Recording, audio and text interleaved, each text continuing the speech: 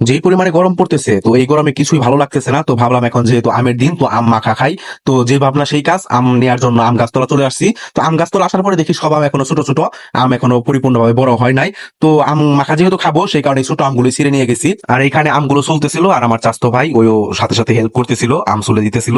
আমি যেহেতু শুরুতেই কাজ করে আসছি, আমি যেহেতু আমগুলো পারছি, এই কারণে আমি কিছুই করতেছিলাম না, আমি বসে বসে আম খাইতেছিলাম। তেঁতুল আনা হয়েছে এখানে আম মাখানোর জন্য, আর মাখানো শেষ হওয়ার সাথে সাথে সবাই খাওয়ার জন্য ঝাঁপিয়ে পড়ছে। তো আমি আর বেশি ভিডিও করলাম না, কারণ ভিডিও করতে করতে দেখা গেছে আমি কিছুই পাবো না। আর আম মাখাটা যেমন মজা হয়েছে, তেমনই প্রচুর পরিমাণে ঝাল হয়েছে। ঝালের কারণে দেখেন কেউ খাইতে পারতেছে না, এরপরও আমার স্বাস্থ্য ভাই খাবে, খাওয়া বাদ দিবে না, মুখের আকৃতি বেঁকা করে ফেলছে। তো আর কিছু করার নাই, আমিও খাইতেছি, কারণ প্রচুর মজা হয়েছে। এই কারণে এই গরমের ভিতরে এমন একটা আম মাখা যদি হয়, দেখেন বাচ্চা পোলাপানরা ওরাও চতুর্দিক দিয়ে বসে পড়ছে, ওরাও খাইতেছে, ওদের কাছে ঝাল বলে লাগতেছেই না। কিন্তু এত পরিমাণে ঝাল হয়েছে যে আমি বাসায় এসে সাথে সাথে ঠান্ডা পানি বের করে ঠান্ডা পানি খাওয়া স্টার্ট করে দিছি। তো আজকের মতো আমি বিদায় নিতেছি। তো এরকম মিনি ব্লগ দেখার জন্য আমার চ্যানেলটা সাবস্ক্রাইব করে দিবেন। ধন্যবাদ।